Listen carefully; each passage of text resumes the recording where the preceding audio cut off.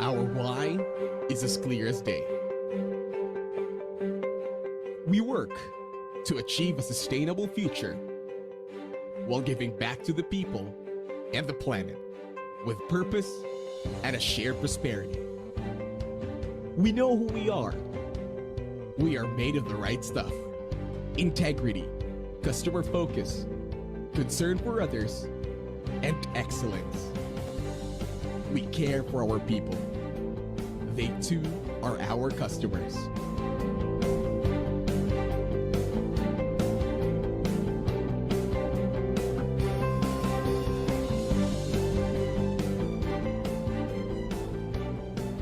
We know what we can do. We engineer and manage supply chain across market segments. In automotive,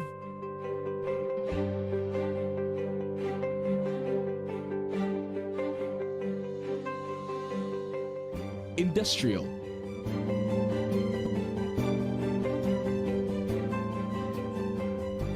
and medical.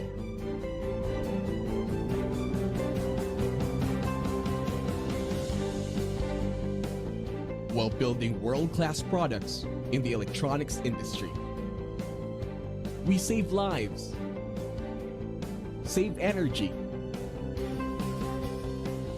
and improve the quality of life. We can do these anywhere in the world. We go beyond borders as a manifestation of the value and experience we bring into our partnerships. We know how to do the right thing. We know what's important. We go beyond. We collaborate. We are agile and mindful. Most of all, we do everything with you. Because the only way to succeed is together. We are IMI, your reliable partner.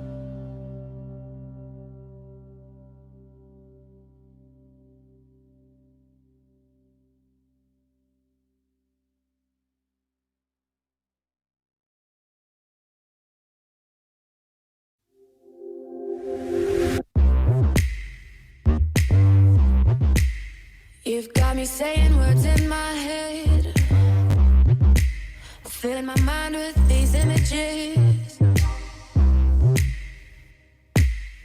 You're calling my phone, I'm being patient, but I'm all alone. Staying faithful and I'll never know when you're coming back around. What can you do with a little energy? On its own, only so much. But when it meets creativity, ingenuity, purpose, and takes shape into new ideas, quicker than you think, it'll never happen becomes, what are we waiting for? Every decade we leap, and suddenly, what connects us, what powers our day, what drives us forward, what seemed impossible, we can't imagine living without. Weird becomes wow. Next becomes now. Better always finds a way. We're Gogoro. We're making life on the go smarter by making fuel friendlier, riding more fun, cities more connected.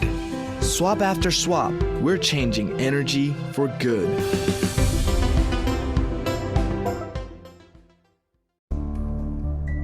One business takes on many challenges.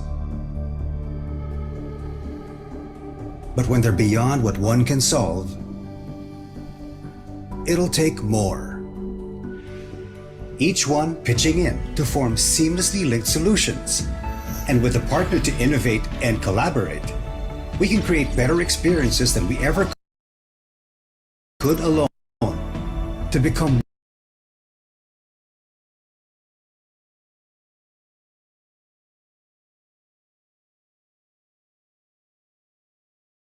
more value than we'd ever be.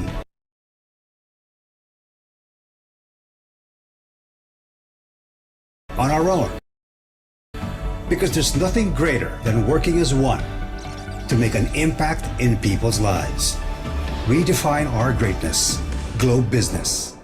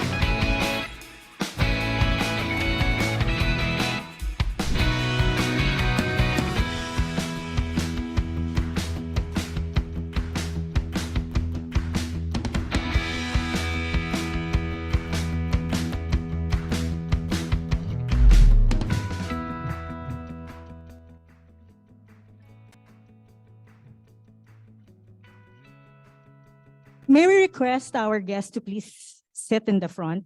Thank you. If you can move up front. Thank you.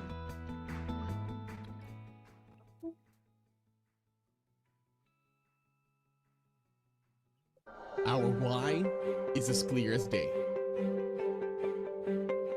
We work to achieve a sustainable future while giving back to the people and the planet with purpose and a shared prosperity.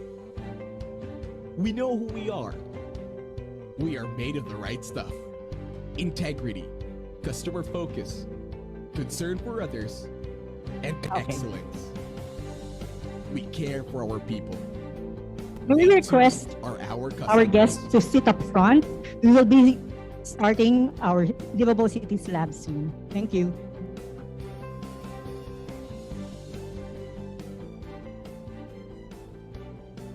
We know what we can do. We engineer and manage supply chain across market segments. In automotive,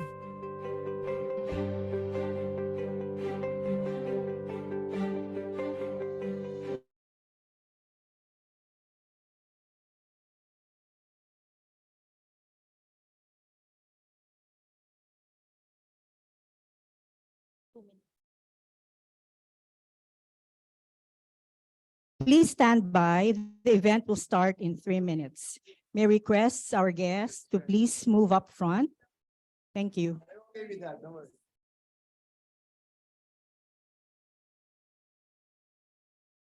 the quality of life. We can do these anywhere in the world. We go beyond borders as a manifestation of the value and experience we bring into our partnerships. We know how to do the right thing. We know what's important. We go beyond. We collaborate. We are agile and mindful. Most of all, we do everything with you, because the only way to succeed is together. We are IMI, your reliable partner.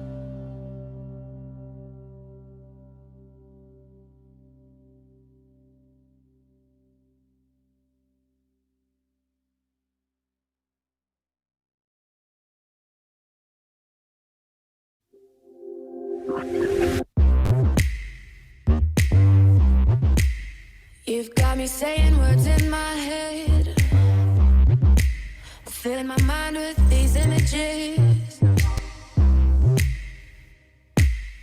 You're calling my phone, I'm being patient, but I'm all alone. Staying faithful and I'll never know when you're coming back around.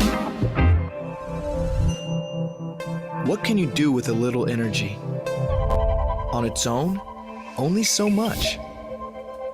But when it meets creativity, ingenuity, purpose, and takes shape into new ideas, quicker than you think, it'll never happen becomes, what are we waiting for?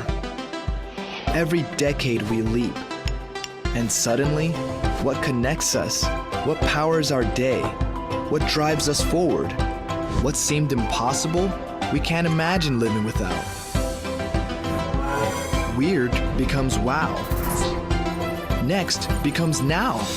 Better always finds a way. We're Gogoro. We're making life on the go smarter by making fuel friendlier, riding more fun, cities more connected. Swap after swap, we're changing energy for good.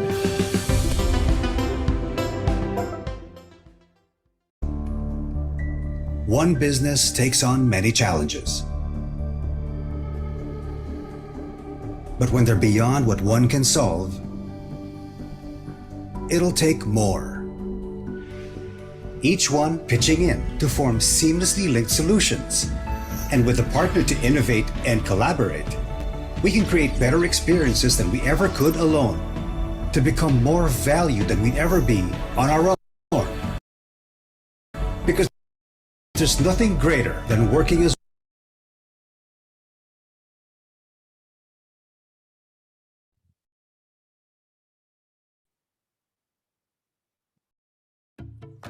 Hey dude, I'm RM, your friendly risk manager at Globe. Welcome to my home. Much like our very own homes, we prioritize the safety of our family and guests. In this case, Evika Globe and our guests. This is why we have security and emergency guidelines for everyone.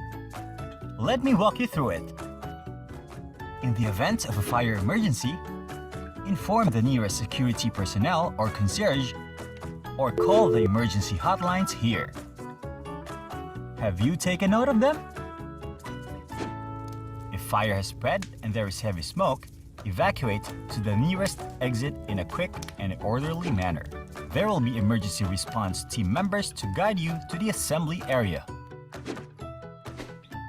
Once in the assembly area, you may assist others if you are capable to do so.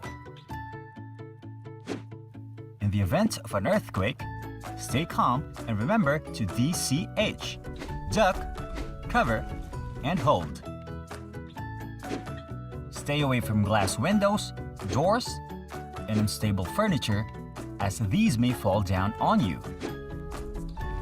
Once the shaking stops, check for possible injuries.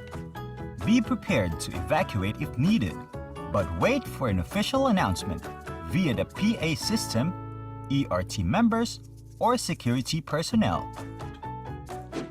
If the situation calls for an evacuation, there will be ERT members to guide you. Line up for evacuation and take note of every instruction given to you. If no instructions were relayed, you are empowered to exercise your sound judgment, especially when danger is imminent. Congratulations! Now that you've breezed through my presentation, I know you'll always be ready. Thanks for listening, dude! Again, I'm RM, your friendly risk manager at Globe. Until next time!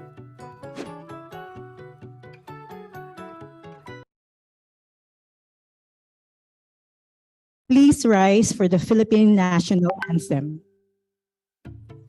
Hey dude! Mga kababayan, ang pambansang awit ng Pilipinas. Kayang magiliw, helas ng sinangalan, alam ng puso, sa dikit mo'y buhay. Lupang hinirang, tuyag ka ng magiting, sa manlulupin, di ka pasisitin, sa nagagang tutok sa simoy at sa langit mong pangaw, ay hinagang tulad, awit sa pagkayang minamahal, ang isang ng matawad mo'y tagumpay na naghihindig, ang bituin at araw niya kailan pamay di magdidinig, lumalang araw ng walhaging pagsinta, buhay langit sa piling mo.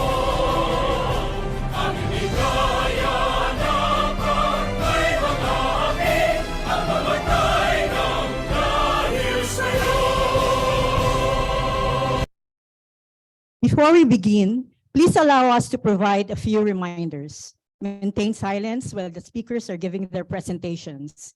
Ensure that your phones are on silent mode. If you have any questions for our speakers, you will be given the chance to ask them later during the panel discussion.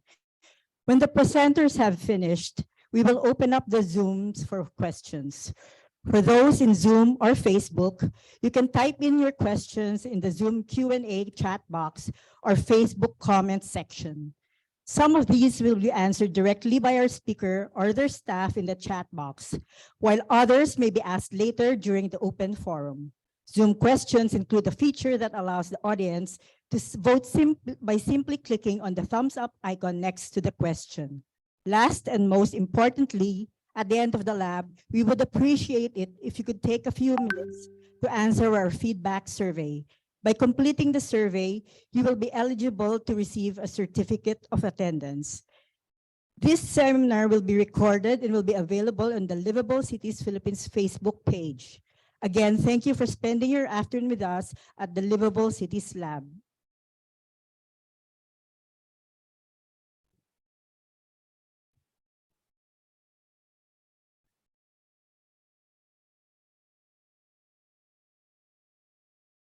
Ladies and gentlemen, online and here at Globe Tower, to open the event, please welcome our host, the Vice President for Corporate Affairs of Aboitiz Power Corporation.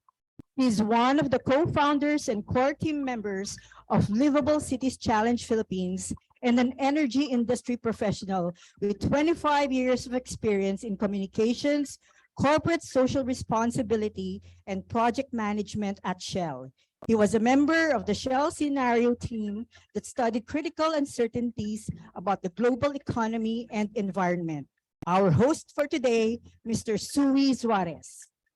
Thank you. Thank you, Yanni. Good afternoon, mayors, ladies and gentlemen here and online. Welcome to our Liveable Cities Lab on sustainable mobility and the intelligent city, presented together with the League of Cities of the Philippines and Globe Telecom Incorporated.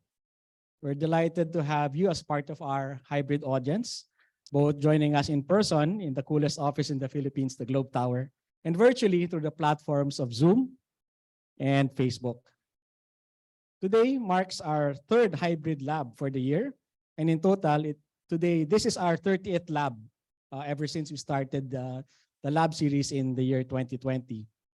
But why do we do what we do? To answer this question, allow me to call up on stage the chairman of Liveable Cities Philippines, Bill Luz. Bill also sits as the Chief Resilience Officer of the Philippine Disaster Resilience Foundation, or the PDRF, the country's major private sector coordinator for disaster risk reduction management, and is in charge of the establishment of its Emergency Operations Center. Bill also serves as a member of the advisory board of the Asia New Zealand Foundation. So ladies and gentlemen, a round of applause for Bill.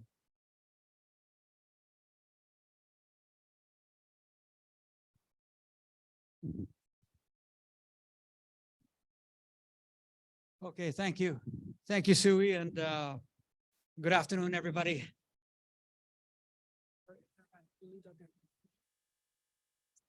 And good afternoon, everybody here in the live audience at Globe Tower and on the remote audience at Zoom and Facebook. Mobility has been one of the bigger challenges facing our cities, especially where rapid urbanization has resulted in increasing traffic congestion, air pollution, and lower quality of life. Fortunately, technology and innovation in mobility offers safe, efficient, and affordable transportation options, reducing emissions and promoting better connectivity of people and goods within and between cities in the country.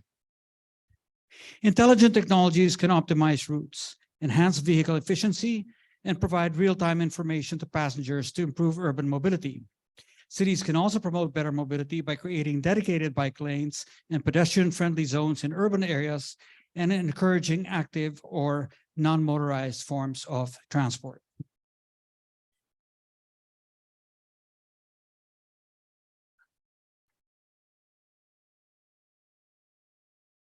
Today, we're going to be focused on the electric vehicle ecosystem, both from 2 wheels, 4 wheels, mass transit, the versions, and the whole EV ecosystem, from charger locations all the way to manufacturing of vehicles. This is just one step towards moving toward improving mobility, but I think it's going to be a game changer of a step here in the Philippines, and an opportunity to catch up with the rest of the, with many other parts of the world. So we're going to have a distinguished panel of speakers address these different technologies and innovative models and speak about them. And at the end of the exercise, you're going to have the opportunity to ask questions live or in Zoom or Facebook for our panel to answer. And at the very end of the exercise, this one will be a little more interactive than most Liveable Cities Labs. You'll get the opportunity to have a look at a Gogoro battery switch station right outside this Globe Tower. And of course, additionally, you'll be able to take a ride on the Comet bus. So we'll have that right after the question and answer and open forum. And we can take a little ride around BGC on a couple of comments that we'll have parked nearby. So it's going to be a busy and interactive and productive afternoon. And so let me turn you over now back to Sui Suarez to get the do all the formal introductions and moderate today's session. Thank you very much. Thank you again, Bill, and thank you for welcoming our guests, both here and online. So as Bill said, now we're going to try to make this afternoon as interactive as possible. And to kick that off, now we'd like to interact with our Zoom participants by asking them a few poll questions. Okay, so are we ready with our poll questions? This will be online and the folks will be answering this first question. Okay, where are you joining us today? So often when this is a 38th webinar we had, and we quite have a very diverse bunch of answers here. Okay, a few more seconds. All right, so about a third is in Metro Manila, almost half in the rest of Luzon, and then 8 to 10% from the rest of the country, besides Mindanao. So thank you, everybody, and thank you for spending your afternoon with us. There is one more poll question I'd like you to answer. And maybe we can answer this also in the audience, no? So the question goes, do you know if your city will use more electric vehicles or EVs for public transport in the next year, in the coming year? You can answer this yes or no. See, in the audience, who thinks that their city will use more EVs for public transport? Can you raise your hand? Yes? That's less than half. Whereas online, about almost half say that their city is looking at EVs for public transport. Yeah, and about the rest is no and don't know. So thank you for interacting with us online and those survey questions. Let's kick off for today's lab. Let me first introduce our first presenter or speaker. He is the founder and president of the Global Electric Transport, or GET. He has a diverse professional background spanning more than 30 years in both private sector and government. He has also worked in technology, finance, real estate with renowned companies such as Andersen Consulting, Siemens Nixdorf, Citibank, and the Metro Pacific Corporation. Additionally, Freddie served as the Taguig City Mayor and was later elected to the House of Representatives, where he chaired the Committee on Information and Communications Technology. Freddie also founded Mint College, also in Taguig, a top creative school in the Philippines, and earned his economics degree from the University of the Philippines and an MBA from the University of Oregon. To give us the state of the electric vehicle industry, its prospects in promoting clean energy and reducing carbon emissions, and considerations and recommendations for promoting electric vehicle use for mass transit, let us please welcome Freddie Tinga.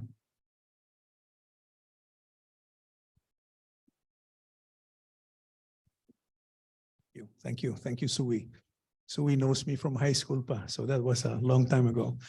Thank you, Bill, for having us and your Liveable Cities Forum, and to all the distinguished guests and other speakers. A pleasant good afternoon to one and all. Next slide, please. So we talk about electric transport, and we talk about it in the context of the Philippines. There you go. And we've always said that the solutions to the world's problems will come from the places where they are needed the most. And boy, do we need them here. So this is not so much as a necessity as the mother of invention, it's desperation.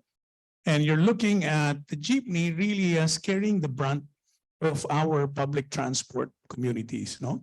And it's not the jeepney that causes your traffic here. It's the fact that public transport is so bad that people, when they have enough money, will buy a car to avoid riding public transport. So the solution is to fix public transport so that more of us will ride it versus riding a private car. I know the car manufacturers hate hearing that, but that's the truth. Okay. Next slide, please.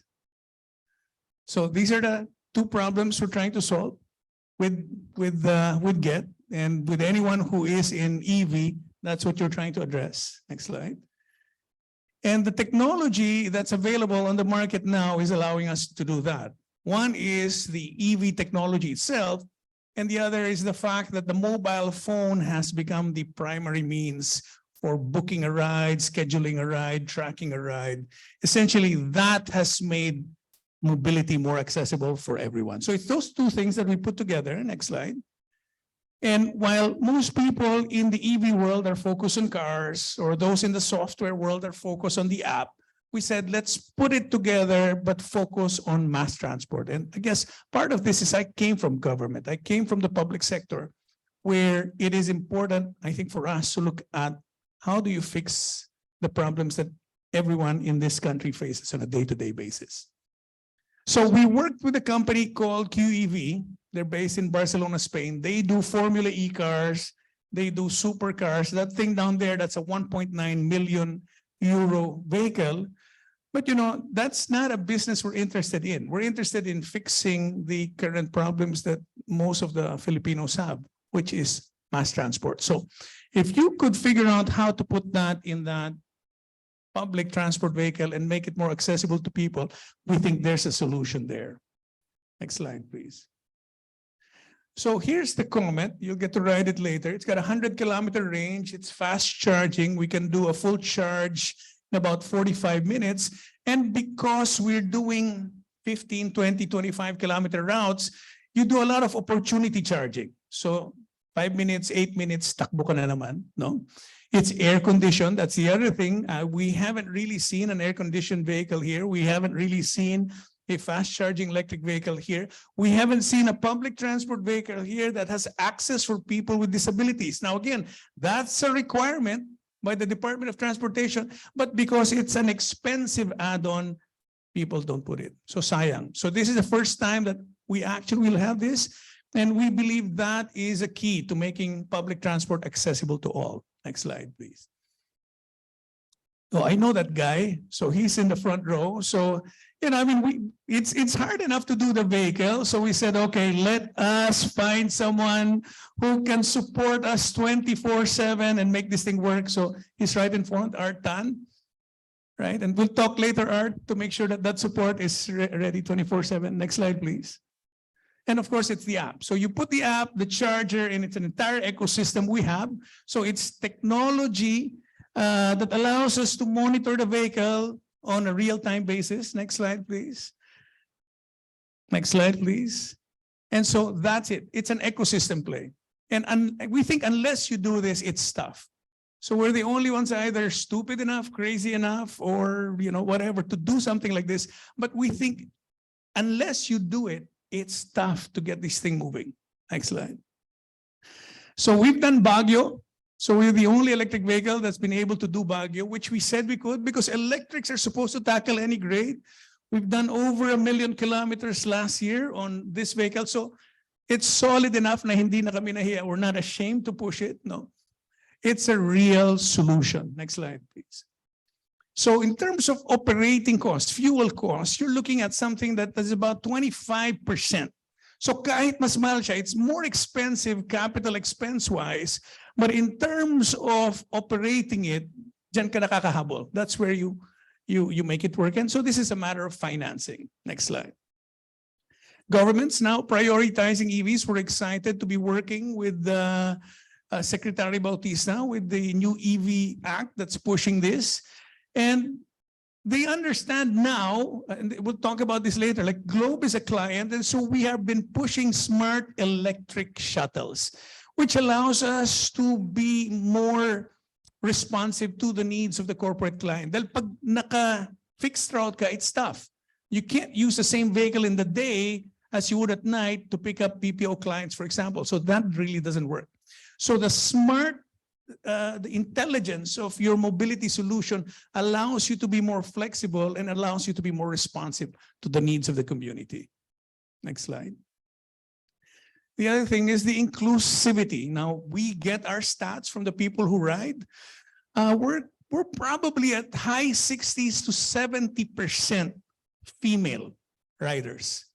And we're finding that out because men will not care about what they ride. Walang pakialam yung lalaki. The women, they do.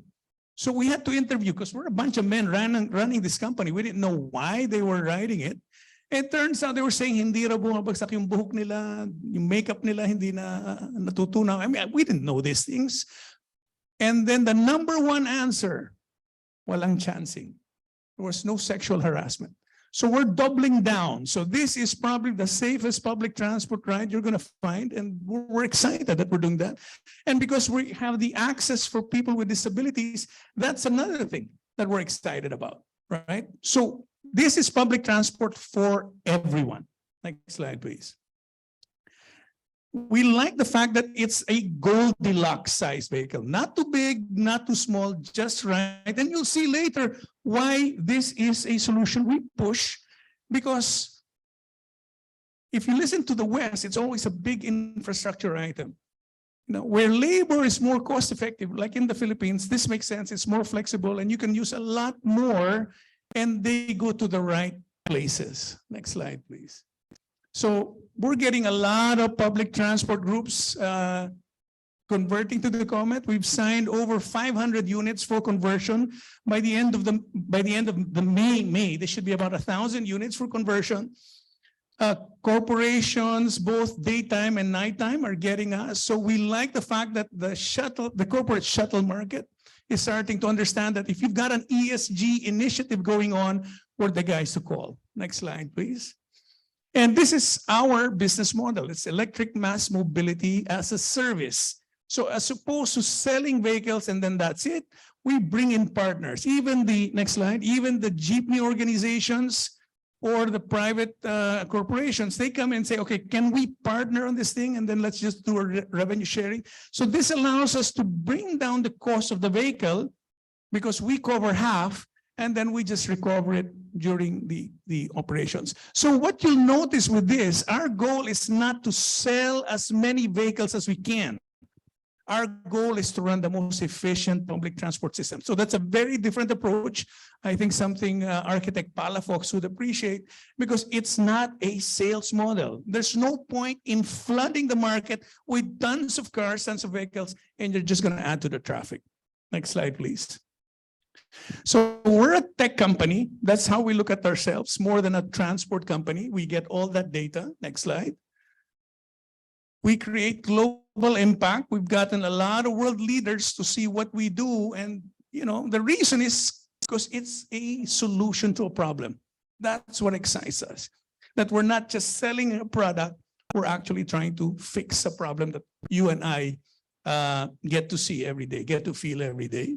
If you look around the world, there's a reason why the main means of transport is a minibus.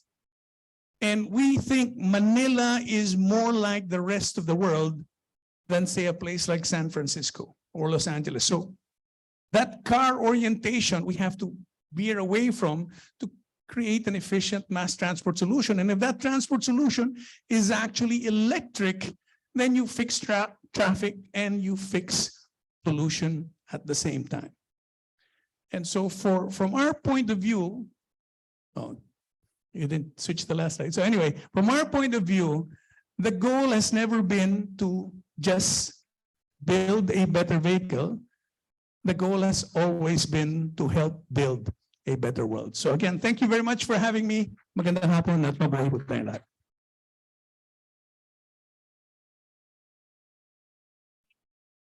Thanks again, Freddie. And really exciting stuff that you mentioned. Incidentally, if you go back sa Facebook and our videos, it was in September in 2021 when Freddie started telling us a story of Get, no? And I think that really raises a lot of questions to the in the audience. And if you do have questions for Freddie and the rest of our speakers, in Zoom, you can just put your questions in the Q&A box. So it's a lower bar than you will find the Q&A box there. Please put your questions there. Later, the people on the audience, we will have an open forum later.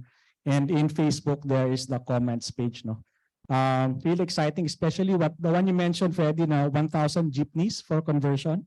No? So maybe we can talk about that later.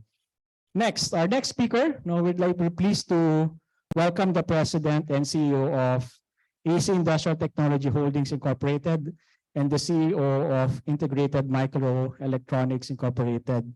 That's Art Tan, who Freddie already mentioned, is on the front row.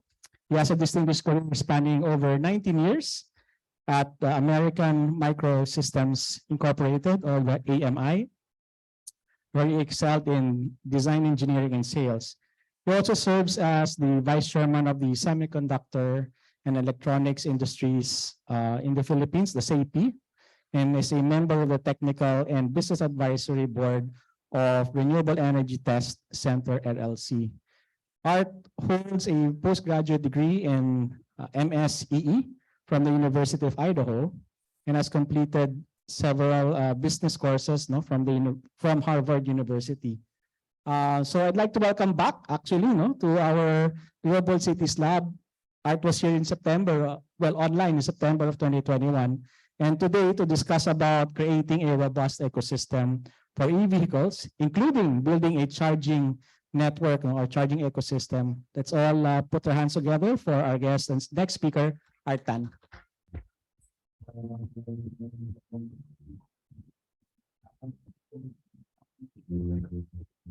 My timer. Wow. Okay. Hard to follow that act, Freddie.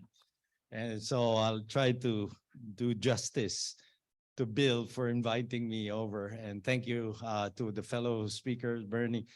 I would have done the same thing, would have offered, Bernie offered the Gogoro scooter charging outside. Freddie offered the Get outside. I would have offered you an EV6 ride of the new Kia EV. Unfortunately, we don't have enough, but there is one. I think Bernie has one that's available for you to try out, I don't even have one, but he has one. So the new EV6. All right. Thank you. So moving forward. See, that's how he ranked. I don't have one. He has one. Next one, please.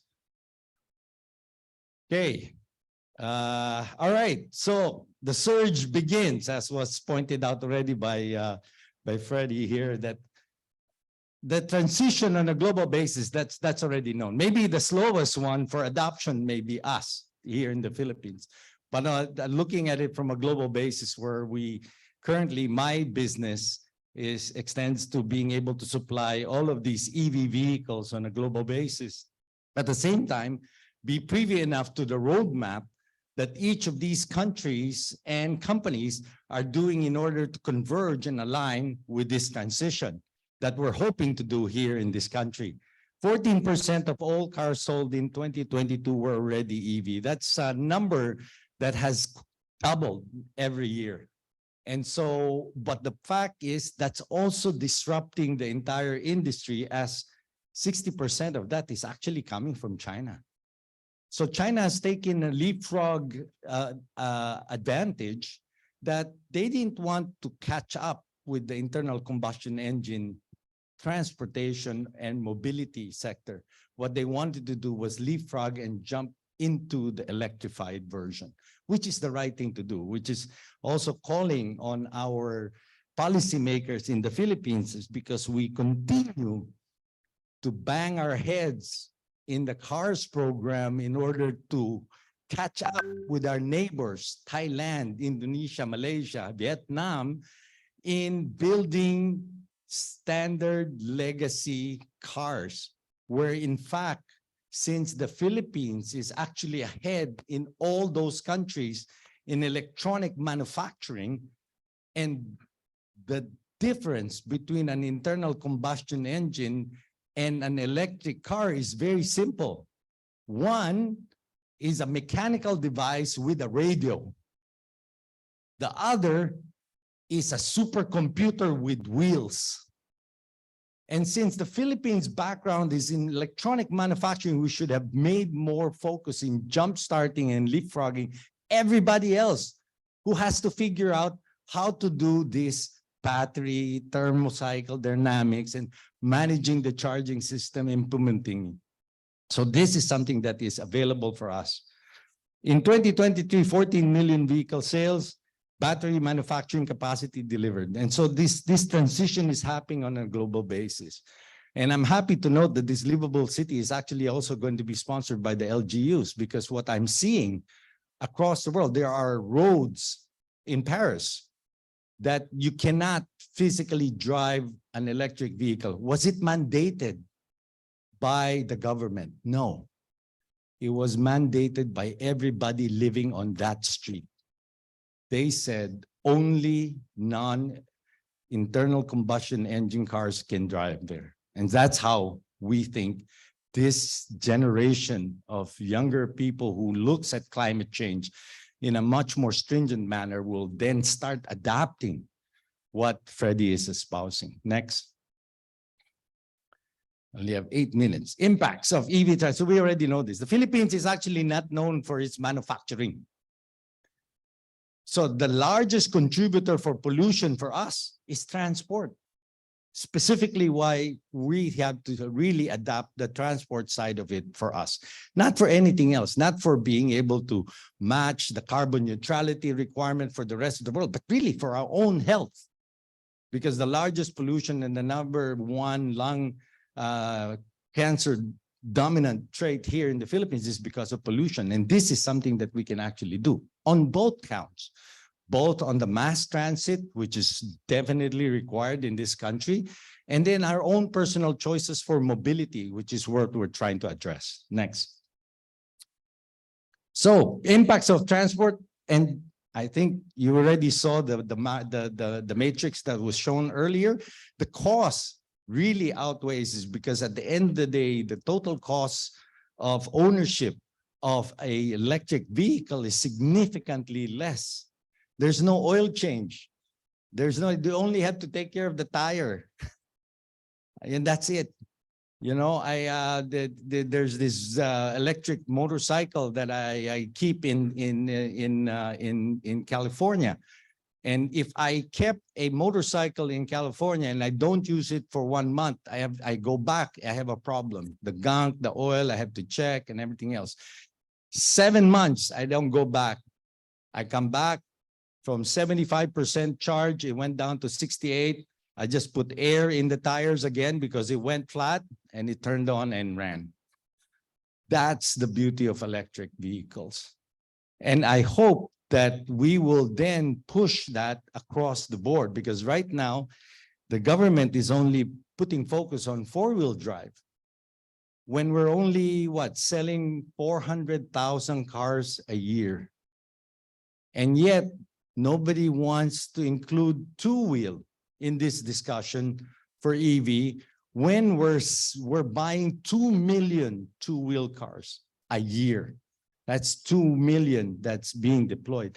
And if we look at the strata of the people that is actually using those, if we want to make a change down to the lowest level of the economy, then it is really in the 2-wheel section that we should be looking at. And this is where my friend Bernie is going to share with you the plans we have on the 2-wheel side, right? Next. So reduce greenhouse, I think I don't have to go elaborate on this, because clearly this is something that we need. Healthcare is another one that is a big issue here. I think there was a study 10 years ago when I was looking at the healthcare in the Philippines. There was a WHO study that 40% of the people who died in the Philippines never saw a doctor. 40%. Now, the solution there is put more hospitals or get less sick. I mean, there's 2 ways to look at the problem, right? Put more hospitals where we don't have enough doctors and nurses, or we make the environment better, that less people have to get sick. I opt for the latter. Next. So what we are doing in our small world here in the Ayala is, we believe, because of the access that we have, we're the only company that actually can share that the energy that we're going to use in your electrified ecosystem is actually clean. it's actually coming from renewable. And then we're using all the different facets within the organization, including mine, which is industrial technology, to provide the access and the EV infrastructure necessary in order to drive that entire complete cycle. And this is not just for us. This is really a way to provide an ecosystem that anybody can bolt on and make it easier for us to be able to achieve the goals that we want in electrifying the transport, the mobility, and all the different people moving that we want to do within the country. Of course, that will require Globe for the interface and and BPI for the financing. Next.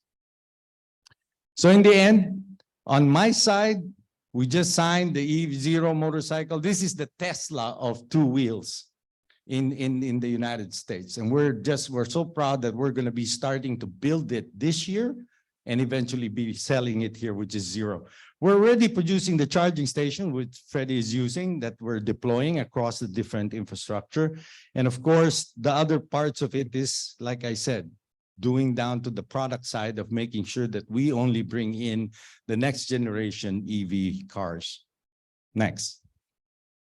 So this is the envisioned ecosystem that we're looking. And again, this is not to supplant or override, but this is in order to support whatever other ecosystems that may be necessary in order for us to be able to realize our goal of really putting the Philippines ahead of our neighbors in putting the EV mobility as part of our livable city infrastructure. Next.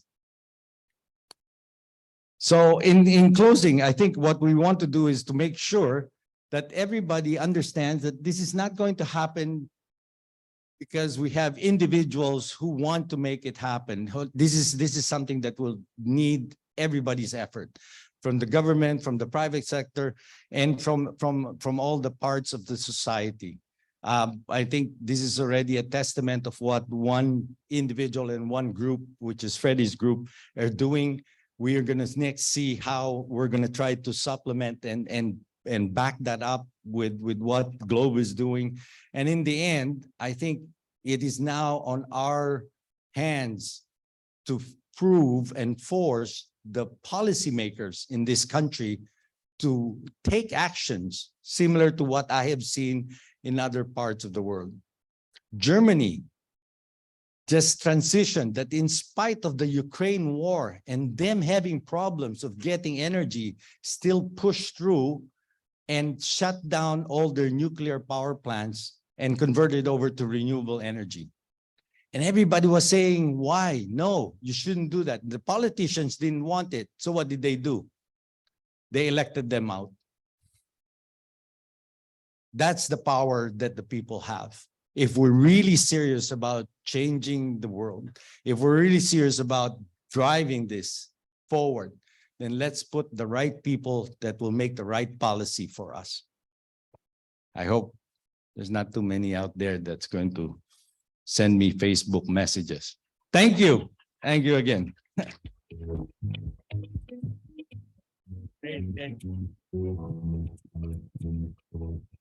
you. Thank you, Art. No? Very interesting conversation. Thanks for kicking off with that slide about the surge. No? So I recall 5 years ago when I used to work with the Shell Scenario team, you said 14% na ngayon ng new car sales is EV. No? 5 years ago, it was 1 to 2%. 5 years ago, now 14%. 5 years ago, 1 to 2%, and 90% of that was in China.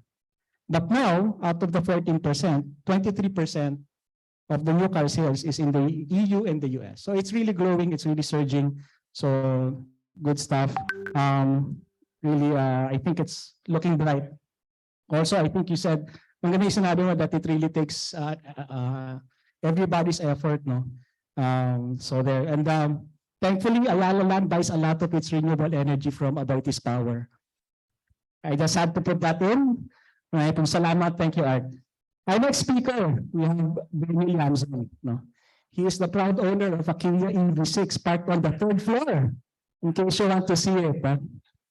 He's also currently, aside from the proud owner of Kia EV6, is the director of the Globe Capital Venture Holdings, and he began his journey in Globe as a sales and distribution executive in wireless products. With 27 years of experience in sales and distribution, Penny has made significant contributions to the telecommunications, beverage, and tobacco industries. His deep knowledge of sales channel types and practices, combined with his well-developed local network and leadership experience over a large sales organization, make him a valuable asset to Globe. And to speak today about the ecosystem that will shape the future of mobility of our country, the main reasons why we are pushing for the future of mobility, and maybe talk about his driving experience with a nice Kia EV. I'd like to hear your thoughts about that personally. And also talk about safety through digitalization. Let's welcome Bernie Llamzon.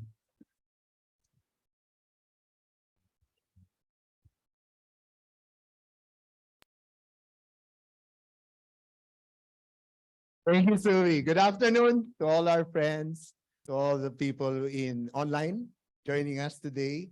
The Kia EV6 will not be the last. In fact, I made a promise to myself. I'm not buying any other gas-powered vehicle after my EV6. That is my solemn commitment. I love driving the EV6. The moment you get your hands on it, you will never buy another gas-powered vehicle. So thank you, Art, for all of the push and the pull that we needed to make sure we get our hands on that very nice vehicle. Many more are lined up from the Globe ecosystem. Thank you. Improvements in technology, they almost happen every day and affect every aspect of our life. But we believe that it should never be at the expense of the environment. Then there are many ways by which we can also use technology to create a more sustainable future. And today, I'm happy to share with you an ecosystem that will help shape the future of mobility in our country. Filipinos, every day, you see them facing a lot of problems, a lot of challenges. And our goal in the Globe Group has always been focused on finding solutions to our customers' needs and their problems. So we identified the problems to solve that are big enough to make a lasting impact and also create a substantial business opportunity for those who are out helping find a solution to those. And we in 917 Ventures have rarely gone at it alone. We've always recognized a lot of our friends, a lot of our partners, and we need to be able to collaborate and see who is actually good at doing a lot of stuff, put them together, and we collaborate to make sure that we don't need to begin from scratch. Where others are good at doing things, we will use their strengths and their assets and all of the capabilities and competencies that they have to make things work. Combining our assets, and we use them as leverage to address the pain points using digital solutions. So in doing so, we provide the best possible customer experience. And we're pleased to be able to say that combining all of those ecosystems helps differentiate us from the others. We do things not just for PR, we really do these things to solve a real Filipino everyday problem. Together, the Globe Group's 917 Ventures and Ayala Corporation are investing in climate and sustainability tech by partnering with Gogoro Taiwan to bring the future of mobility closer to reality. So EVs, they provide more efficient, cleaner, and even safety mobility solutions. You've heard that from Freddie, you've heard that from Art, you'll never tire hearing that from each and every speaker talking about EVs. So they reduce the environmental impact of gas-powered vehicles. Important to make them more accessible, especially the two wheels. An increasing number of the Filipino commuter actually use two-wheel vehicles in Metro Manila and other urban areas. So why we want the future of mobility? Number one, often been cited, traffic. You hear traffic congestion as one of the daily things that our countrymen actually complain every single day. On average, did you know, it takes 27 minutes to travel 10 kilometers in Metro Manila. We hold the distinction of coming in number 9 as the most traffic congested city in the world in 2022. A distinction we are not really proud of. Number 2, gas prices. At the current gas price of between 70 to 75 pesos per liter, that is actually far more expensive compared to the 45 pesos per liter back in 2019. That's more than a 50% increase. So higher gas prices equate to higher prices for basic commodities, thereby compelling our countrymen to further tighten their belts. Kawawa naman yung Pilipino. And finally, we wake up each day to the quality of air that has been created by all of the causes for pollution. Transportation contributes actually 34% of the Philippines' greenhouse gas emissions. And out of that 34%, 80% of that comes from road transport, combined both public and private transportation. So these combined effects actually affect the lives of the everyday Filipino. Gogoro, Ayala Corporation, and Globe's 917 Ventures have the common vision. So we share that vision and values to accelerate the development of sustainable energy and transformation of our transportation industry. 3 shareholders will establish a new energy and transport paradigm in the Philippines, together also with what the other speakers have also been talking about. The battery swapping vehicle provide a more efficient and eco-friendly alternative to the gas-powered vehicles. It will rethink the traditional gasoline-driven transportation model. Gogoro has actually reduced emissions, increased energy efficiency, and improved the air quality in all of the urban areas that they actually operate. The adoption of EVs in major megacities has always been impeded and made more difficult by the lack of capacity for batteries and the lengthy charging time. Many challenges, both whether with government or all of the infrastructure that present all of the challenges. But we and our partners, we firmly believe that we need to continue with our mission to electrify and digitize the cities. So the Gogoro Go stations are designed to make it easier for scooter riders to charge and swap the batteries in their vehicles as needed. Each station supports up to 350 riders and is available 24/7. At the heart of Gogoro's ecosystem is the Gogoro network. And when I say network, it's the scooters, the battery swap stations, the batteries, and the network itself that actually runs the intelligent system. Gogoro created a faster and easier solution than an electric plug-in, and even better experience than having to gas up into a petrol station. So riders can quickly swap out their depleted batteries for fully charged ones in seconds. So imagine the journey. Someone riding a Gogoro scooter runs low on batteries with the power in their batteries, drives up to a battery swap station, pulls out the 2 batteries from their scooters, insert it in the empty slots in the battery swap station, and will pop out 2 fully charged batteries. You walk back into your scooter, put the batteries back, and off you go. All done under 6 seconds, technically, the moment you put the batteries inside. No downtime. The best part about the electric vehicles that we're going around is not just the power source, but the opportunity for us to offer our customers unparalleled customer experience given the safety features. Smart batteries, Face ID, digitally encrypted key cards make the vehicle truly secure. Your scooter will not leave without you. That is how much it's tied up to you. So the network is powered with digital traction control, smart wet mode, turn signal, reset, wireless connectivity, and many others that only an intelligent network of scooters and batteries and Go stations can only offer. The Philippines is only on its first step towards a more sustainable future, and we're not only hoping to move them with sustainable transportation, but also enable each and every Filipino to influence others to participate in the global race to zero emissions. Each of us, private, public, and every individual, is a stakeholder in making the lives of the Filipino better. Infrastructure has always been a challenge to progress. The government support, both national and local, is vital in providing the necessary infrastructure for these new technologies to thrive and transform our communities.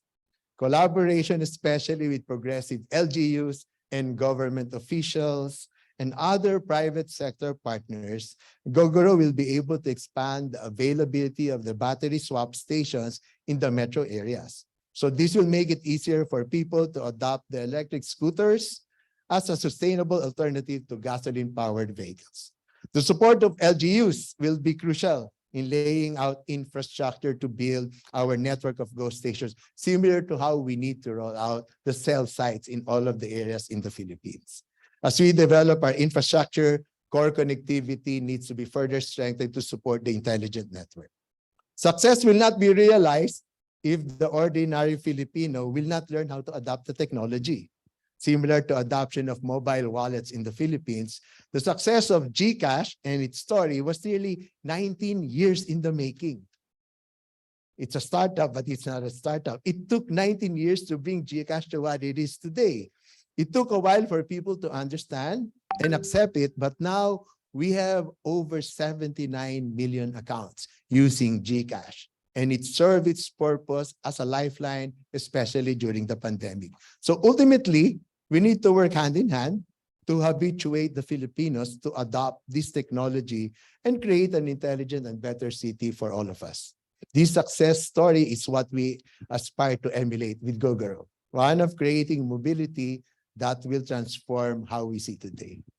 Challenge, big challenge, massive, but the opportunity to disrupt the status quo, set new standards, and achieve new levels of growth is even greater. While adopting sustainable transportation is still in its early stages in the Philippines, it is essential to consider the benefits of these technologies that only EVs can bring. So with the support of government, national, local, with the support of the private sector and the rest of the world, we are effectively joining hands to make sure that we limit the sale of new internal combustion engine vehicles by the year 2040 in the Philippines. So residents themselves should be able to rise up and say, we want this, we don't want that anymore. We are confident, together with everyone in the audience, there will be a positive market adoption for EVs, four-wheel, two-wheels in the coming years, and even for mass transport. Thank you very much.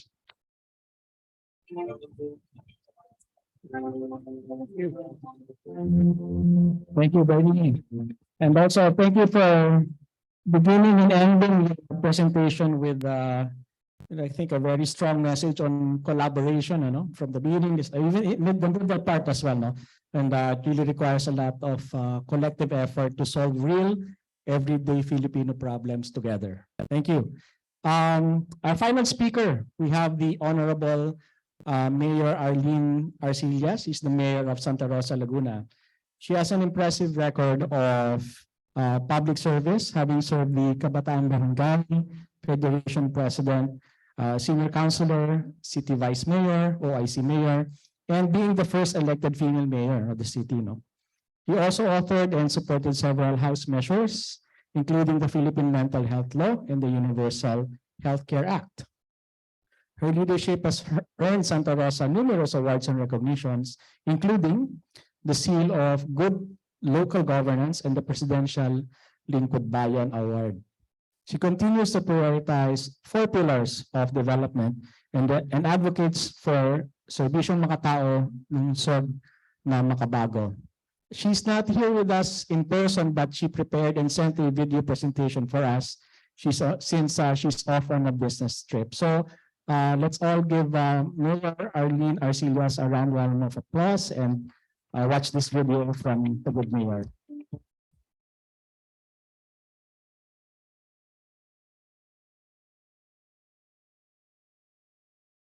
I would like to extend my sincerest and warmest greetings to all the attendees for the 3rd Liveable Cities Lab focused on this year's topic, Sustainable Mobility and Intelligent City.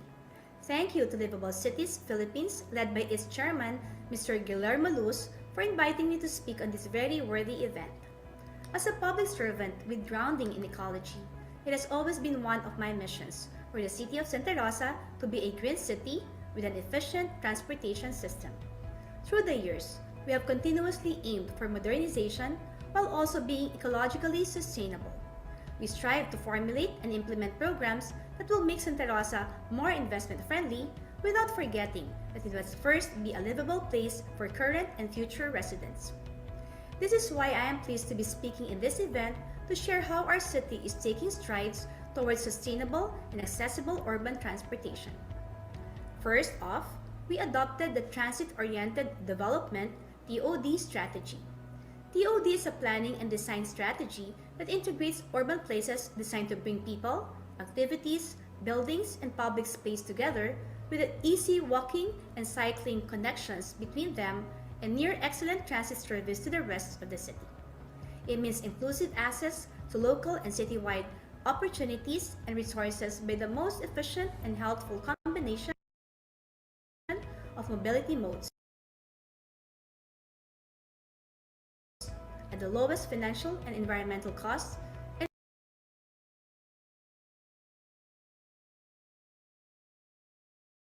with the highest resilience to disruptive events. The city's TOD focuses on the North-South Railway Station in Santa Rosa, which is a project of the national government. Once fully operational, the railway station is located near the City of Santa Rosa Multipurpose Complex, Polytechnic University of the Philippines Santa Rosa Campus, proposed Santa Rosa City College, malls like SM and Robinsons, and has access to the City Poblacion and National Highway via the Leon C. Arcillas Boulevard. We plan on complementing this project by putting up a multi-level parking area to promote park and ride options to our constituents, building hotel facility, parks, and other relevant facilities. We in the Santa Rosa believe that inclusive TOD is a necessary foundation for long-term sustainability, equity, shared prosperity, and civil peace in cities. Next, we have our Pedestrian and Bicycle Master Plan, PBMP. It is a 30-kilometer plan for pedestrian and bike lanes in the city, which aims to improve safety and accessibility of other road users by strategically providing quality walkway and bikeway network, spaces, and infrastructure for the people in the city. Our PBMP is aligned not only to local policies and directives, but it also supports many of the Sustainable Development Goals, SDGs. This include Goal number 3, to ensure healthy lives and promote well-being for all ages since air pollution is lessened in walking or biking. Goal number 7, ensure access to affordable, reliable, sustainable, and modern energy for all because walking and biking uses renewable human power. Goal number 9, build resilient infrastructure, promote inclusive and sustainable industrialization, and foster innovation. And goal number 11, make cities and human settlements inclusive, safe, resilient, and sustainable, among others. In summary, walking and biking as a means to move people and goods are affordable, safe, non-polluting, healthy, and promote a sustainable economy. In short, it promotes sustainable mobility. We initially have bike lanes in RSBS Boulevard in San Lorenzo South, and of course in New Valley where many cyclists go to. We plan to put up more bike lanes as recommended by our PBMP. The PBMP go together with our Santa Rosa Greenway project, which we formally opened to the public in March 2021. This project was designed to provide a safer walking environment for pedestrians and serve as refuge in case of flooding that is elevated. We also encourage the use of electric vehicles or EVs. These are powered by electricity and produce lower emissions compared to traditional petroleum-powered vehicles. It helps reduce air pollution at the same time, improve the sustainability of urban mobility. It helps the malls in the cities, such as New Valley and SM Santa Rosa, now offer free charging of EVs, which supports local and global initiatives towards sustainability. Years ago, the city pioneered the use of electric vehicles such as modern jeepneys for public transportation. It stopped for a while due to conflict with the operators, but we will resume that again as we are in talks with transport cooperatives in the city and we have a program with UNDP. The city of Santa Rosa also invested in Intelligent Transportation Systems or ITS. Here, we use advanced technologies such as sensors, cameras, and traffic management software to monitor and manage traffic flow in real time. We monitor and manage this at our state-of-the-art Central Command facility. The ITS reduced congestion and improved safety on the roads. Recently, we were also chosen to be part of the pilot implementation for the Low-Carbon Urban Transportation Systems in the Philippines (LCT) project by the Department of Transportation in partnership with the United Nations Development Program. We anticipate that this will have a long-term and positive effect on the city in terms of resolving some issues in our public transportation system, which is exactly what we need right now. In addition to this, I believe our move to become a high-level smart city will also help us on this endeavor. In 2021, the city signed a Memorandum of Agreement, or MOA, with the Department of Science and Technology, Laguna for its Smart City project.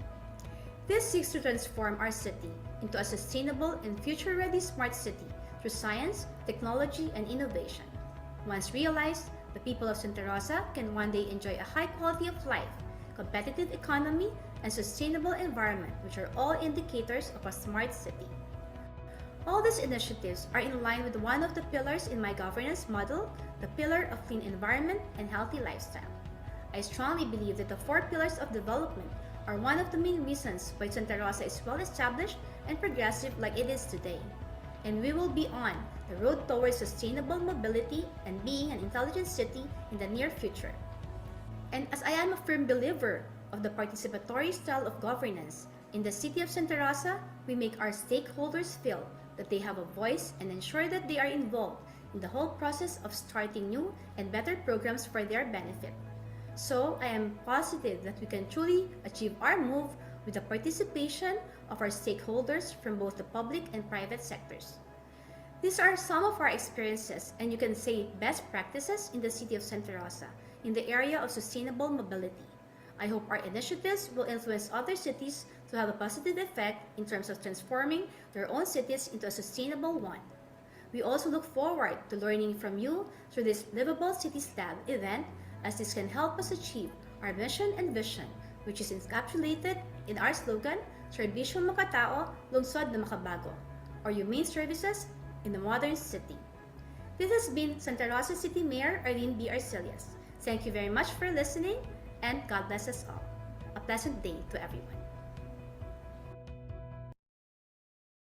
Thank you for that applause for the good Mayor Arcillas. Incidentally, Mayor Arcillas is not here today, but we do have Ermin over here, is the City Planning Officer from Santa Rosa, Laguna, and he will join the panel in our Q&A this afternoon, which is the next segment of the program. So we'll invite Freddie, Art, Bernie, and Ermin on stage. So while we're setting up the on stage, I think we're going to play a game. We're going to play a game? We're going to play a game. Okay, let's go. Ang premyo, yun na. Okay, this is a trivia game, no?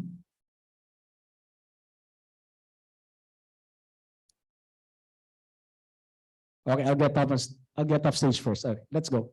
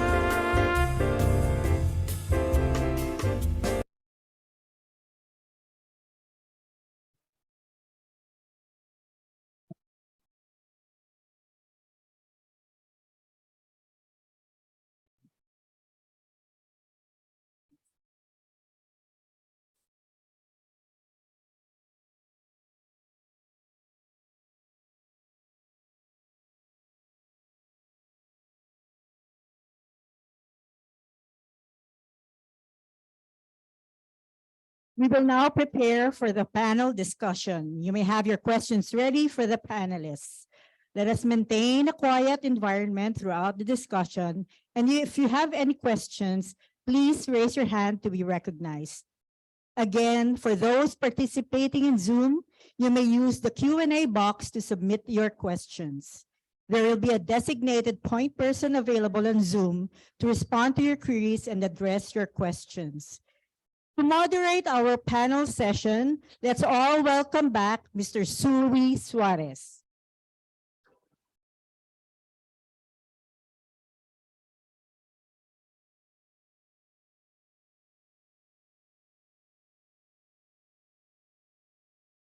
Okay, let's call on stage our speakers now.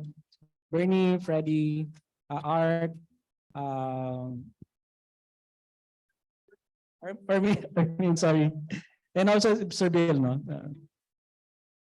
Okay, good. And, beside me. So since we're gonna take in some questions from the audience. So in the meantime, I have a few here on hand. I'm gonna pass the mic na lang muna to the first few people who are gonna ask the question too. No? So let's start off with Freddie, no? Since you started off our session kanina. Freddie, would like to ask, no, what are the new shared value ecosystems that are being created by EVs? No? For example, are there new jobs, new business models, diba? Efficiencies, value creation for customers, passengers, and companies?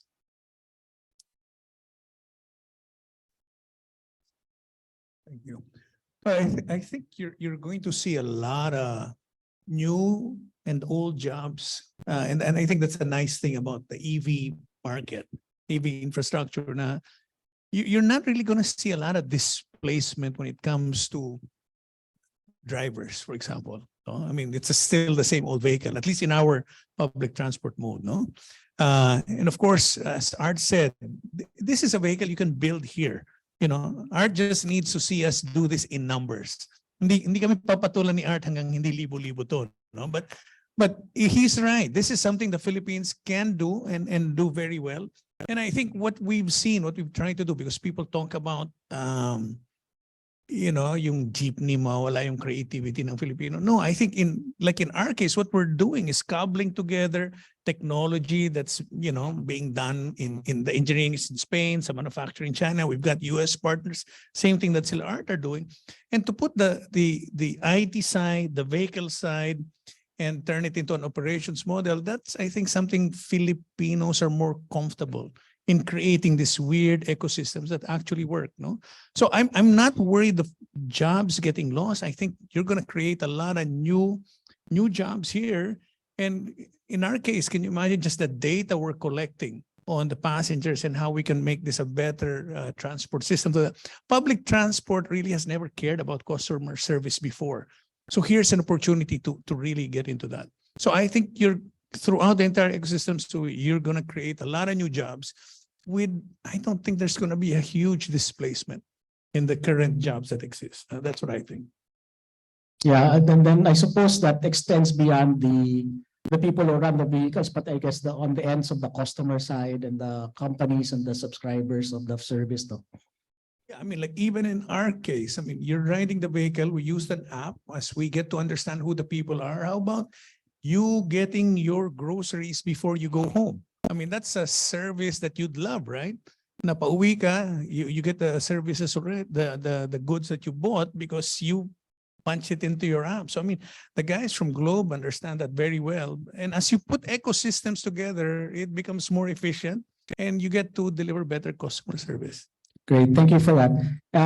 Also, right beside me to my right is the City Planning Officer of Santa Rosa, na si Arlene Lucino. So palakpan po natin si Arlene, he joined us on stage. I'd like to, again, I think we're talking about EVs and how it will thrive in the city environment. Can you tell us, Arlene, what is Santa Rosa planning in terms of any chance that there's plans for EVs in public transport? Okay. So again, good afternoon. So definitely that's included in the plans of the city with the modernization program of the national government. But Sir, follow up ko yun sa'yo, no? So the one issue is the displacement of the jeepney drivers. So what we did, I think this is one of best practice of Mayor Arcillas, is in partnership with the UNDP, we bought the league of TODA, the TODA first, because the tricycles will also be displaced with the route. So we brought them to General Santos, because General Santos City is the first city to have the local public transport approved. So in General Santos, the TODA formed transport cooperatives and they applied for the routes. And they're applying them using hybrid and electric vehicles. So now our TODA, the league instead of opposing the modernization program, they looked at the possibility of adopting by establishing transport co-ops. So that's one of the I think that's one of the best practice, because that's inclusive. We are telling them you're not going to be left behind with modernization. And I hope that, in the future, it will go well. Because I just checked, because I know we had a signing with a transport organization from Santa Rosa. So ito pala yun, dahil tinanong rin ako ni Bernie, this is StarCut. Okay, that's 120 units that's converting to electric. So thank you for the support, City of Santa Rosa, and we're excited to be operating there. 120 units of Just so jeepney jeepneys, association. no? Okay. Jeepney, Yeah. so I think this UV Express, I should know more about Yeah, this. yeah. I know it's 120 units. Okay. I'll ask the route. Thank you. Palakpan natin. That's a great, that's a great live example there. Maraming salamat. Art is here. Let's talk to Art. No? So I think, sabi nga ni Fred, I think scale is important, right? In order for us to get going and industrialize and put things on the ground. Can you tell us more, Art, on what are the other challenges that we need to overcome in order to get the scale, or perhaps get this, get the rubber to hit the ground for EVs and the ecosystem and the environment there? I think the first fundamental challenge we have is, and we don't have to look very far. We just have to look at our neighbors and how they're adapting it into this new technology. I remember when I first espoused about the transition into electric vehicles, and everybody that I talked to said, dumadaan ka ba sa EDSA? Nakita mo ba yung traffic doon? Paano di pa pwede yung electric vehicle? Sabi nila. Dahil hindi man. But that people don't know is that if you're riding an electric vehicle, the most amount of electricity you're going to use out of your vehicle is when it's running. It is not consuming when it is not running. But because of the mindset we have, is that if you're in an internal combustion car and you're idling, you're using up gas and you're not going anywhere, which is completely different with an electric vehicle. With an electric vehicle, you're only running the air conditioning, which is a very low power DC to DC compression. And so you're not using a lot of energy. You can be stuck in EDSA, Bernie, with your EV6, and you still be able to go to Baguio after. Because it is not, the moment that you get on the highway and you start running at 160 kilometers an hour, then you will use a lot of energy. But so will you if you were using gas. So that's the difference. And then so the penchant there is we got to have people to start thinking that this is actually an easier way, and unfortunately, our system is set into the legacy. If I were a small talyer, why would I want to go electric when there's no spark plug to get broke? There's no change oil. There's no radiator. There's not even a fan belt. Ano pa ang gagawin ko? Because the cars all you have to do is maintain the electronics, which is fairly easy, and everything else. So that's the problem. We all want to keep the legacy, hang on to the legacy and not transform. And in doing so, we don't change any of our public policy because we're trying to protect the legacy, and everybody else is going to move forward.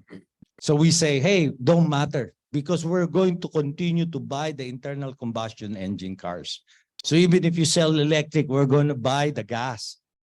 And I'm just reminding everybody, we only buy maximum 500,000 cars a year. That's the whole Philippines of every brand. And yet China buys 25 million cars a year. 25 million cars. They already decided that they were going to go electric.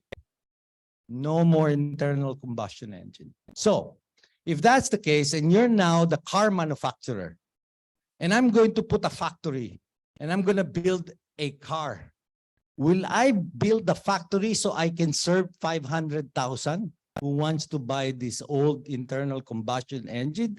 Or will I build a factory to serve 25 million scale? See? So inevitably, even if we don't want to change, we will, because there is no more other cars to buy. It will be electric. And so that's, to me, let's get ahead of the curve rather than wait for us to be moved. Right. Actually, let me just try to recall a question from our prior webinar. Is there a role for the Philippines to be a major player in this space? No, I asked this on last September 2021. Have we moved forward on that? We do. Because like I said, everybody else is ahead of us and we're catching up with the regular car. So we need metal stamping, casting, steel. We don't have that. You have milling. We don't have that. What do we have? Oh, we have a bunch of companies that are all doing electronic components. Right. But what is the EV car? The EV car is all electronics now. And therefore, our skill set is what they need. And that's the jump start that we should be doing. That's why, to me, when we incentivize car companies to come here and build the car, no. We incentivize car companies to bring in the technology. That's what we incentivize for. Because the cars and the vehicles, whatever form they will be, will come on its own. But we have a chance to jumpstart. Thailand, for example, is Detroit of the East, right? Right. Because they build 1 million cars that we buy. They export from Thailand to here. And they're in panic mode. Because this transition into EV puts them at the back hill because all their entire infrastructure setup is non-electronic. And we are. We should take advantage. Thank you. So, and then I'd like to ask Bernie, you mentioned about the electric two-wheelers, the battery swap technology. So how do we jumpstart this in cities, perhaps? Are there incentives? And you also spoke a lot about collaboration, cooperation. How do we get this going? Thanks for the question. Actually, very timely. The very first support that it needs is actually government support. So the EVIDA law was passed last year. An executive order was recently turned out to help define and fast track the incentives to be given to electric vehicles. Curiously, the two-wheeled electric vehicles are not part and not covered by the zero tariff. So we're working with all of the relevant government agencies and departments to improve that particular section of the executive order for the inclusion of the two-wheeled electric vehicles for zero tariff. So that's the first one. Second, especially EVs will not thrive without the ecosystem. It's like a mobile phone and a cell site. One will not work without the other. It's exactly the same way with EVs. Without a charging station and without the vehicles, they too will not work by itself. You need the vehicles to come in and be supported by government and the private sector. You need help to build the ecosystem of charging stations, and you need all of the business permits to be able to construct a pervasive network of charging stations. The public sector will get to be involved. The private sector will need to get involved. All of those things form part of a whole education drive for people on the advantages of why EV versus gassing up. And EV itself needs also some more education. EV for many have equated that to be 4 wheels, but there are more than just 4 wheels for EVs. There are also 3 wheels, there are 2 wheels, and it's not just plug-ins. There are also EVs that do battery swaps. So a whole slew of education needs to be done to be able to get it jump-started. Okay, thank you for that, Bernie. And I'm just talking to Freddie on the sidelines here. I recall last time you spoke on stage, no, you said that spending some time in the House of Representatives, di ba, inabutan mo pa yung EV bill doon, and then only very recently lang that it actually passed through, no? What other things in terms of regulation policies that needs to catch up? Now, I know you're very active as well with the EV Association of the Philippines, right? So what else pa ba ang mga should happen to jumpstart, kickstart these things to make it happen? You know, this forum is a great way to do it. You mentioned when I was in Congress 2010, the EV law was there already, and it sat. It sat for a decade because the lobby was against it, just as the lobby for the two-wheeler is still against it, no? And the danger there, as Art and as Bernie are saying, is that if we are not proactive, that kind of lobby is going to destroy this advantage that we already have. Tama sila eh. No, tama sila. And the approach where government should look at the situation now is we can leapfrog. I mean, I've heard this time and again from Art. There's an opportunity to leapfrog. And I used to be invited to forums like this because I was a former mayor or congressman, and they wanted a crazy guy to talk about electrics. Now they invite me because they finally think, oh, totoo pala what he's saying, right? So that's just an example of how it's gotten from where we were when we were pushing this 10 years ago to where it is now, where everyone in the business sector you talk to believes that electric is the future. So we say it's not a question of if, it's a question of when, and it's a question of who, right? So will it be tomorrow or 2 years from now? And will it be the Philippines? I think that's the question the government and the private sector should ask, because just in terms of coordination, if we get our acts together in the private sector, I guarantee you government will be there because they always follow it. Politicians are simple people. That's what I understood, di ba? Politicians will go where it is advantageous for them, including me. Okay, that's why it's called the bandwagon.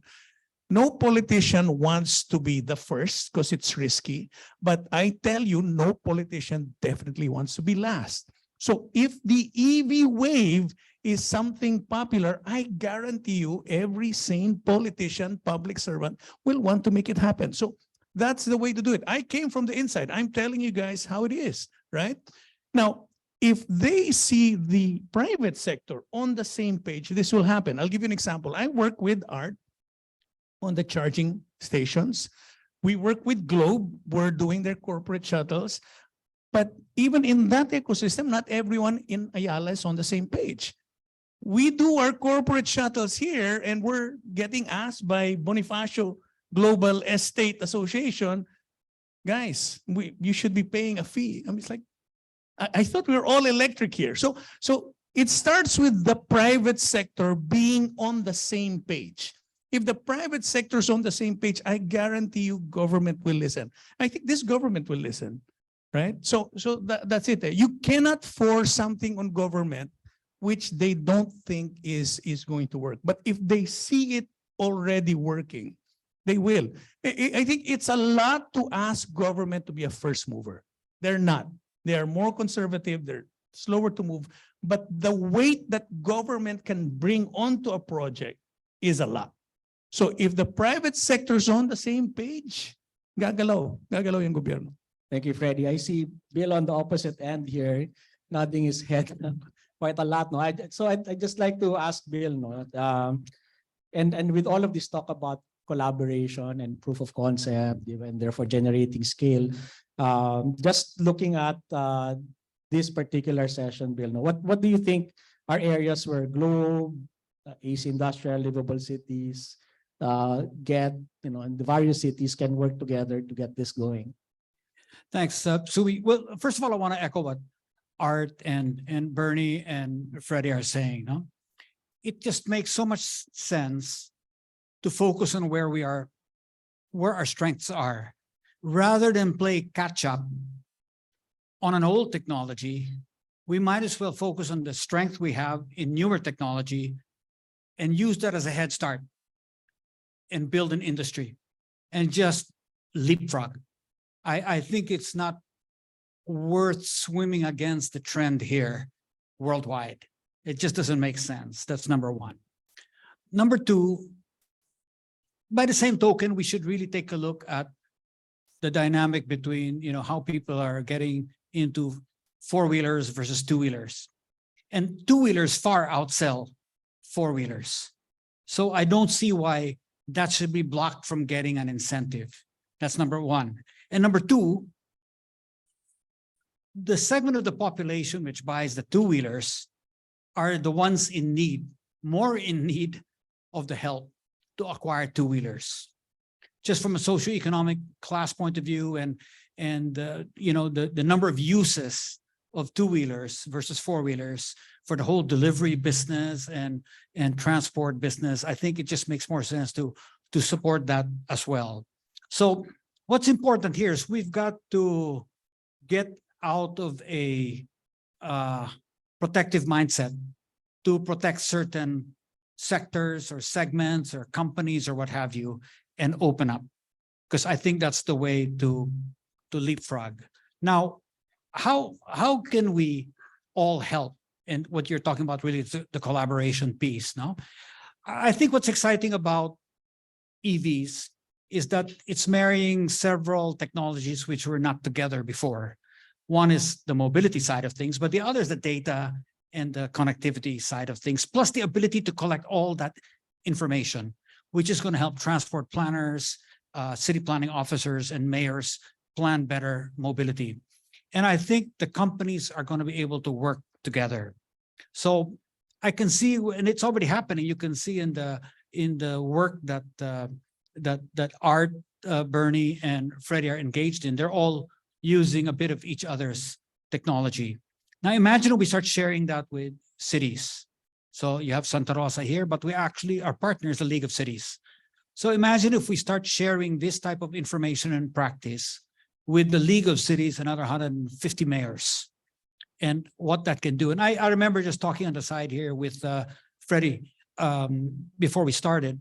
When the last time we talked during a lab, that was September 2021, and he was running corporate shuttles in Manila and Cebu, but now you're in many more cities and with the possibility to open up much more. So that's how fast it's moved in 18 months. Imagine if we get more mayors involved, more city planners involved, more transport advocates involved, then I think we're going to be able to expand this very, very quickly. And it's going to be a wave that's going to be difficult to ignore. And I think the most exciting piece is actually the mass transport piece, because I mean, that's the one that really carries the largest number of people per vehicle.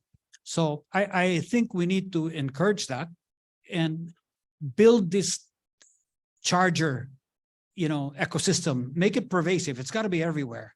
It like Bernie said, it's got to be like cell sites. If we don't have cell sites everywhere, we have no cell service. And so we can complain all we want about the cell service, but if it's too slow, too difficult to build a site, we're always going to have poor cell service. Well, it's going to be the same with EVs. If we can't build more sites, we can't have more EVs. I mean, people are still going to be worried, how far can they drive? It's always in the back of people's minds. And, until what Art said, you're only consuming when you're running.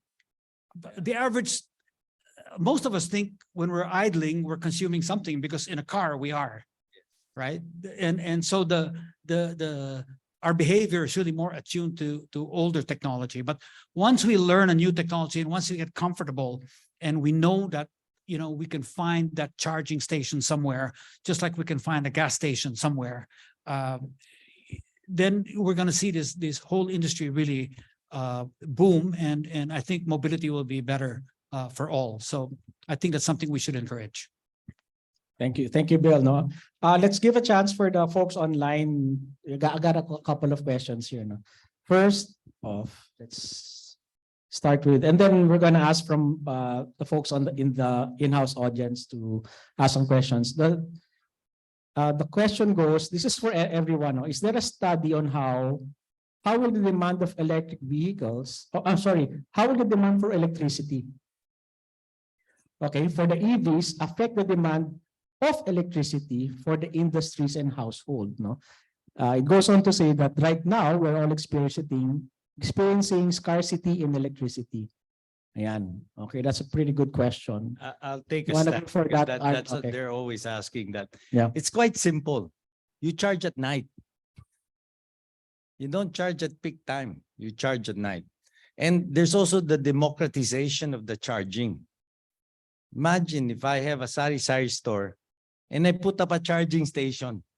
I now are able to sell electricity in my sari-sari store that anybody who stops by can then charge whenever they want, 24/7. And you have a time of use payment, which means that anything after 9 p.m., you're actually paying slightly less on a per kilowatt basis.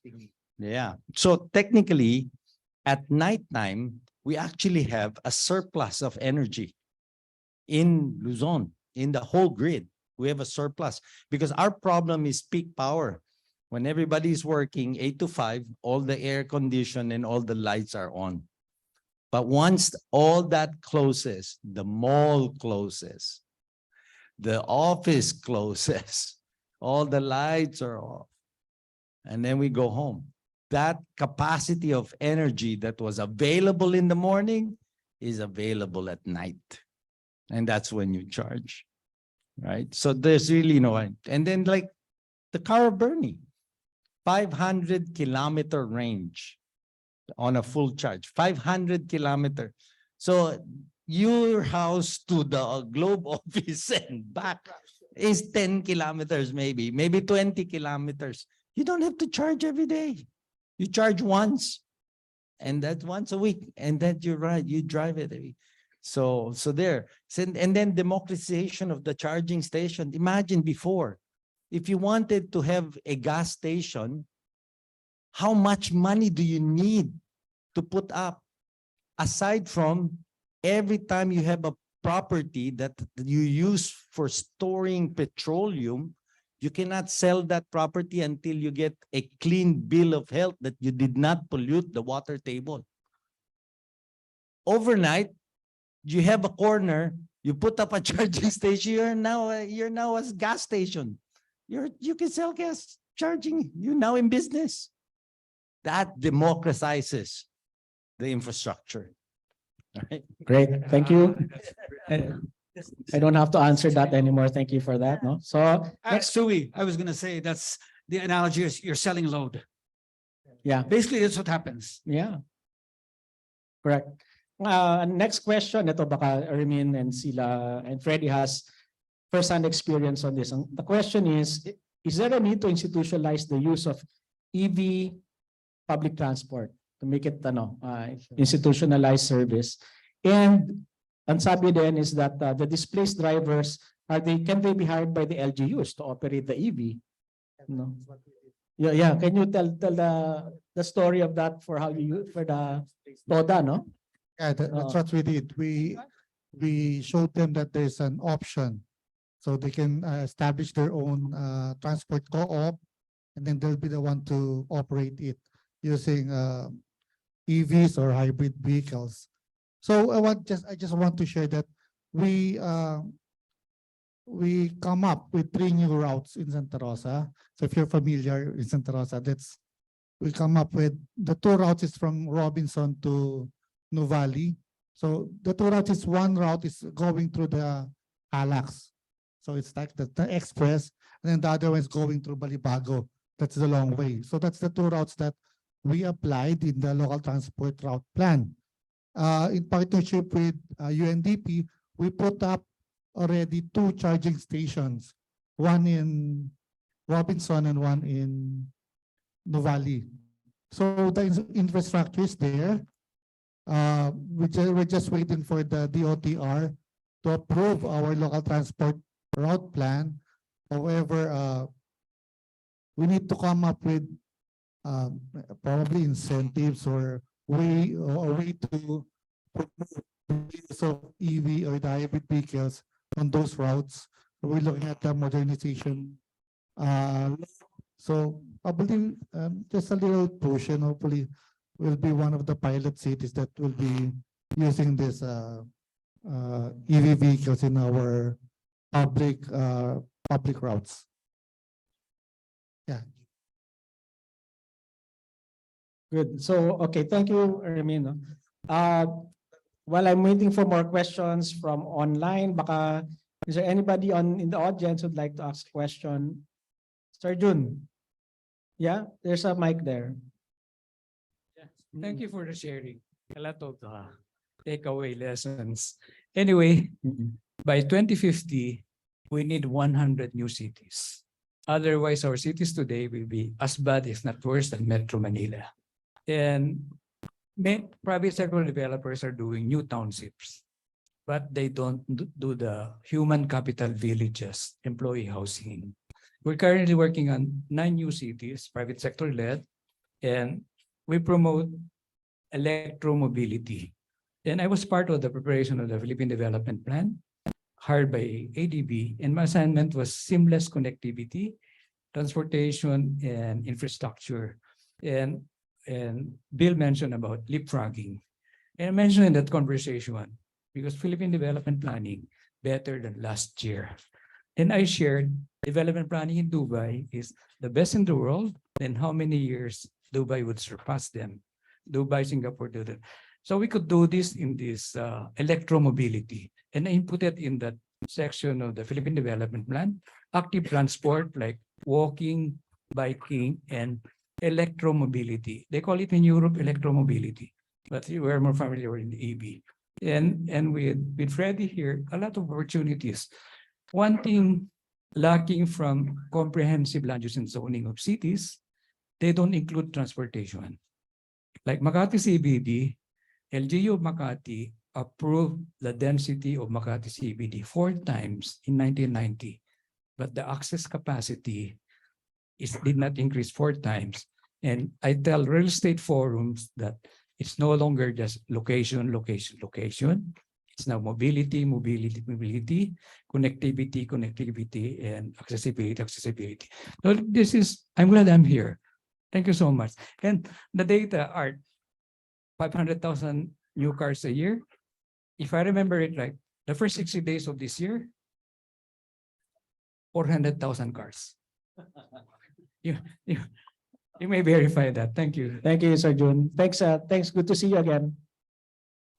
Any more questions from the audience? Or okay, we have one question over there. Hi, thank you very much. First, I'm Dr. Cyrus Kumari. Thank you very much for the insightful discussions on sustainable mobility. First, I really want to highlight what Bill said earlier. Great introduction that, for livable cities to actually become livable, we need to push for more pedestrian-friendly cities and more cycling-friendly cities. And what Freddie is bringing with like the modern public transport systems we want to deploy, great initiatives. I love all of them. Just one question from my side, mostly. I mean, same as you guys, I'm building my own startup called Mobility Vision Plus, and it's a new thing. Just like Gogoro or the Comet shuttles, these are new things we're really trying to push into cities. So same as you guys, I'm very ambitious in what I see in the development of the Philippines.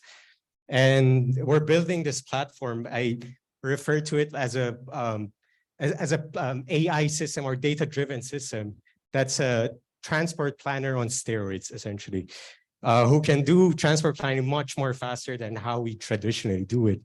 And I was just curious to ask whether, I mean, your companies are much bigger than what I'm trying to build. It's just a startup.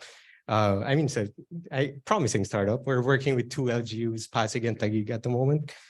And from your side, from the private sector, would you be willing to collaborate in such initiatives, for instance? Like, for at the end, we're trying to push for, we want to show on the platform why we should push for sustainable mobility, right? Like, so we don't get stuck in traffic, waste time, unproductive time in traffic. This is a question to everyone. If you're willing to collaborate in such initiatives, so we bring you to the platform, we actually present this not just to the government, but also to businesses, but especially the citizens. There's an app already. I mean, it's more a prototype at the moment. It exists where we show why reallocating space to push for more common shuttles, for instance, is way more effective way than having more cars. Obviously, like, from Art's perspective, I understand. I worked in BMW actually in Germany.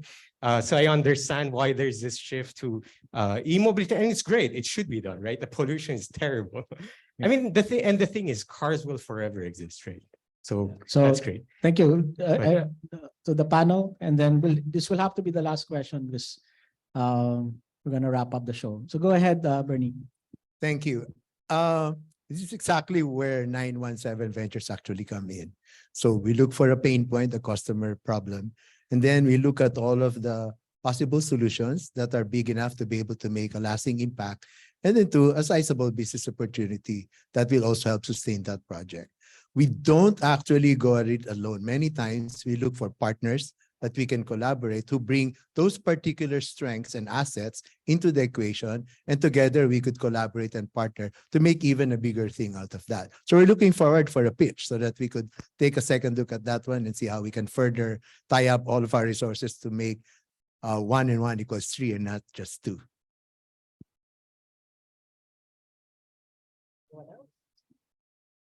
You good?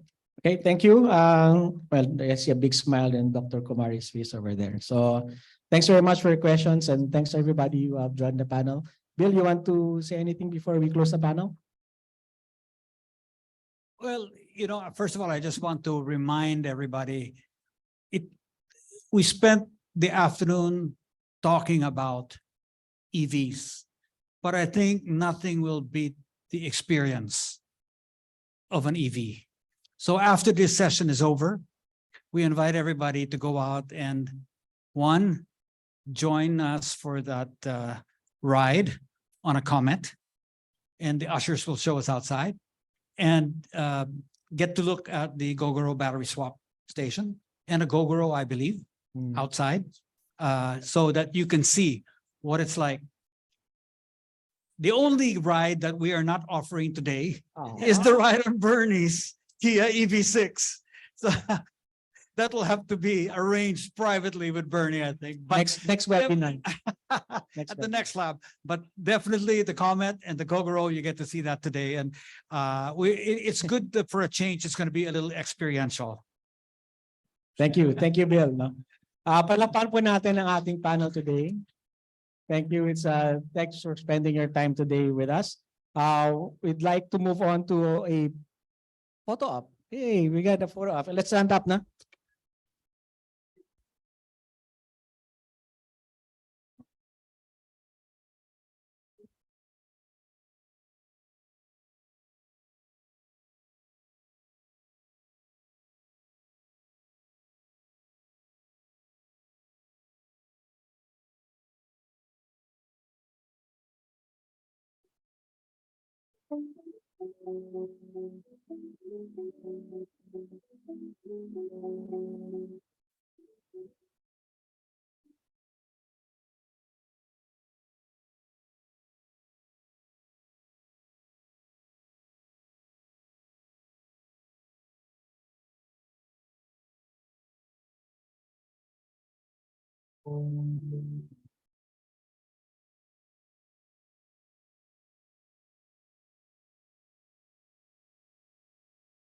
One more photo up.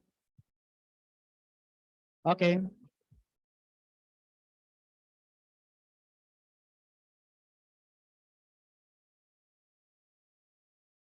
Probably go down, no? One more photograph.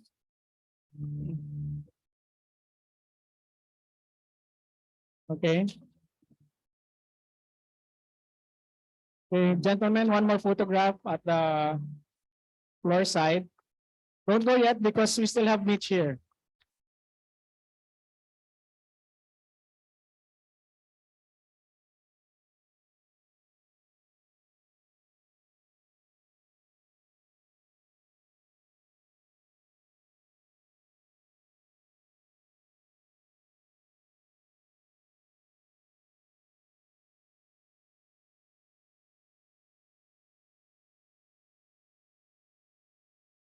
Okay, thank you.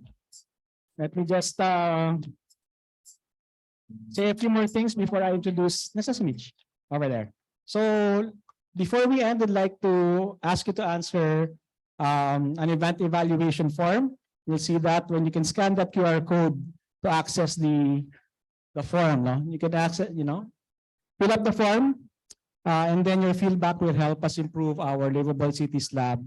And if you require a certificate of participation, you may tick the necessary box in the survey questions so to have your certificate. To formally close the lab, I would like to call on one of our partners to do the closing message. As she's wearing a royal blue over there. So it's my pleasure to introduce the Vice President of Site Lifecycle Management Services of Globe Telecom, Mitch, who's right here on my right side. Mitch has over 20 years of experience in the telco industry, business development, and sales and marketing. She also participated in the technical working group that has led to the enactment of the Ease of Doing Business, Efficient Delivery of Government Services Act of 2018. So with that, palakpan po natin si Mitch Ora to do our closing message. Thank you. Ayan. I know everyone's so excited to yes. Let me look for my, okay, here we go. I know everyone's excited with the announcement of Bill earlier, but I have to do this part of the program of Bill. So we're very happy to finally be able to talk about sustainable mobility. Actually, not just talk about it, but really see it unfold before us. It is actually happening. We've heard from our speakers earlier. And in Globe, we are very happy to be one of the first, together with Art and the rest of the speakers here, to make it happen right here in BGC. Bernie was saying, we have at the 3rd floor, 6th floor, we have 6 charging stations, correct? 3 users today, but that's gonna grow more in the next, hopefully within the year. So kung meron kayong EV dyan and you need to charge, just come on over to TGT. We have 6 charging stations. And siguro on your way in, you saw the swapping station we have for our Gogoro. And this Gogoro, we launched some couple of weeks back. The future of electronic vehicles and our public transportation is indeed here, no? As we've seen from our speakers earlier, and we've heard them talk about it extensively, electric vehicles are becoming increasingly popular as a sustainable mode of transportation, with advanced features that enable a range of benefits for EV owners and the broader transportation ecosystem. Having said that, connectivity, now more than ever, is a critical enabler for electronic vehicles, electric vehicles. And that's why I'm here today to really talk more about that. And Bernie touched on about this topic earlier, And with electric vehicles, we enhance their usability, convenience, and efficiency. With advanced connectivity features, EV owners can optimize their range, efficiently use charging infrastructure, receive over-the-air updates, benefit from telematics, and contribute to the energy grid. And we also we heard the speakers talk about that also kanina. Connectivity is a key driver for the widespread adoption of electric vehicles and the transformation of the transportation ecosystem towards a more sustainable future. We at Globe acknowledge the significant role we play in enabling the EV ecosystem, providing seamless connectivity to enable various EV functionalities and benefits for users, the public, and the environment. With the advent of EV charging models like Gogoro, telco facilities should be used to collocate EV charging stations. This is the most practical way forward. Telco as a utility, not just for the homes, but now also for out-of-home activities and mobility. Even outside the EV ecosystem, public transportation also requires seamless connectivity as buses and transportation stations provide Wi-Fi and also utilize online payment apps like GCash. So for Globe to continuously provide the necessary infrastructure and facilities for EVs, we need the support from different stakeholders. We said earlier that for this framework, for this to work, everybody needs to be on the same page. And our presence here today is a testament that we want to move this forward. So we need the support from different stakeholders, LGUs, our national government agencies, the ICT, ARTA, regulators, even power companies, property developers. The real estate sector is an important part of this, public and other partners. We need everyone's support. At the height of the pandemic, we welcomed the approval of the Ease of Doing Business Act, EO 11032, back in 2018, which paved the way for ARTA to push for the Bayanihan 2 law, allowing businesses, Globe, and the rest of the industry to fast-track permits in the LGUs, giving us the speed and momentum needed to keep everyone connected. With that support from government, we were able to secure 5,800 permits for our towers and 1,800 permits for fiber network between 2020 to 2022. Activate 4,000 towers and build 1.3 million fiber to the homes.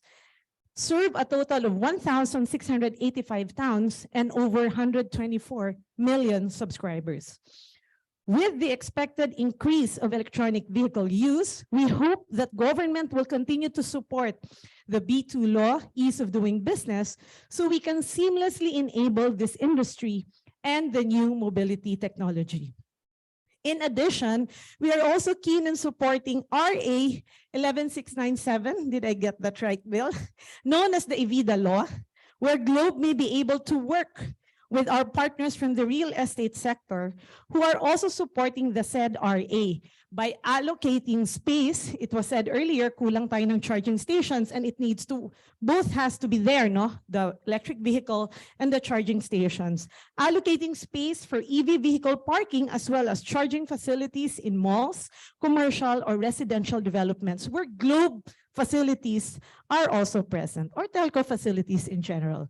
In the end, this is about supporting our EV users, helping stakeholders enjoy the incentives and benefits for the EV industry, and in the end, build a nation that is truly sustainable for us and for future generations.